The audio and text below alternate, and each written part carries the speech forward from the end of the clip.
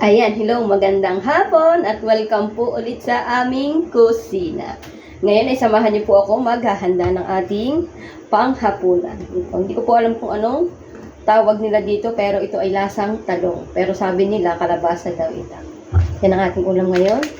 Tapos itong pechay na igigisa natin. Siyempre meron din tayo dito sausage.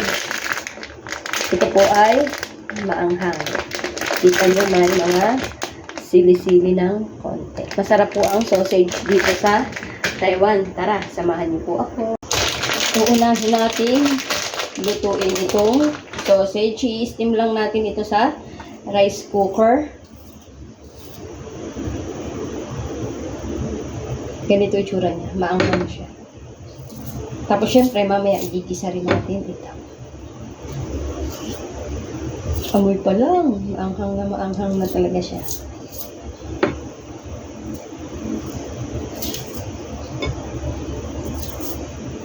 Ito ay yung sausage na kailangan mo nang i-steam. Yung isa naman i-steam ko din. Pero kasi ito pwedeng hindi mo na siya igisa. Igigisa ko siya ng may dahon ng sibuyas. Ito naman yung next nating gagayatin.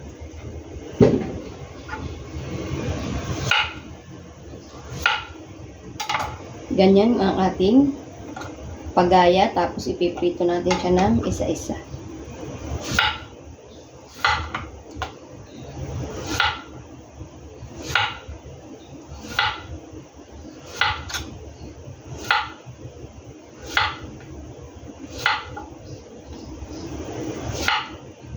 Yung ibang Pilipina, nilalahok daw nila ito sa pinakbet. Pero hindi ko pa na-try. Pero para sa akin, nasa siyang talong.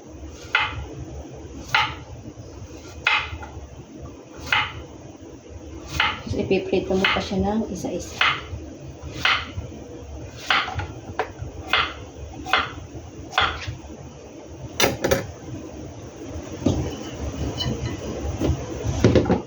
Lagay natin dito sa tray. Mamaya pag naluto to, konti na lang. Ito ay nahugasan ko na kaya lalagyan natin ng asin. Uunahin ko na itong lutuin kasi balam.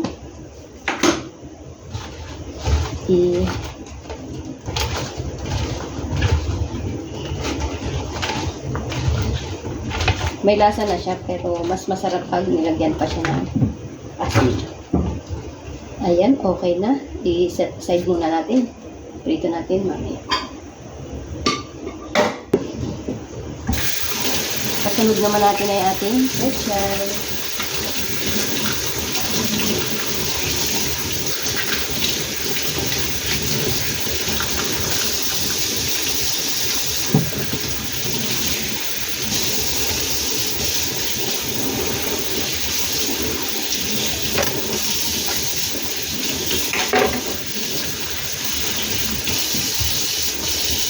Itong magsumbuhan sila. Pagod na.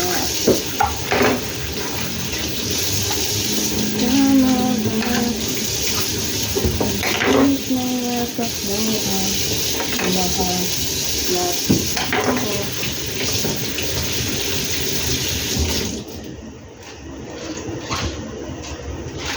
Maulan po ngayon dito sa Taiwan.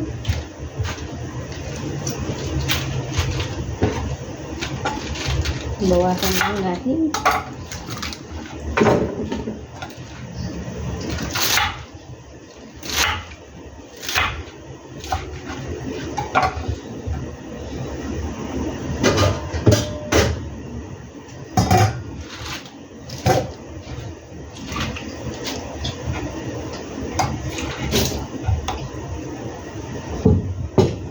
Linisin lang natin ang ating paligid.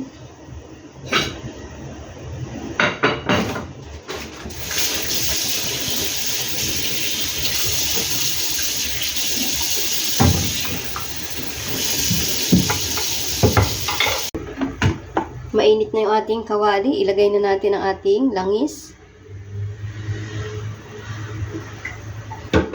Ano natin, isa-isa.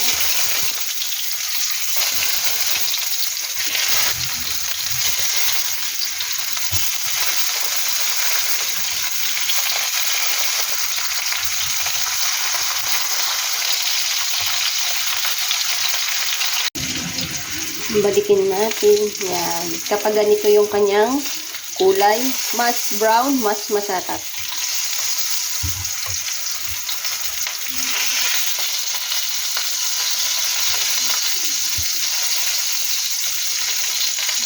Mas lumalabas yung lasa niya kapag medyo ano siya, toast.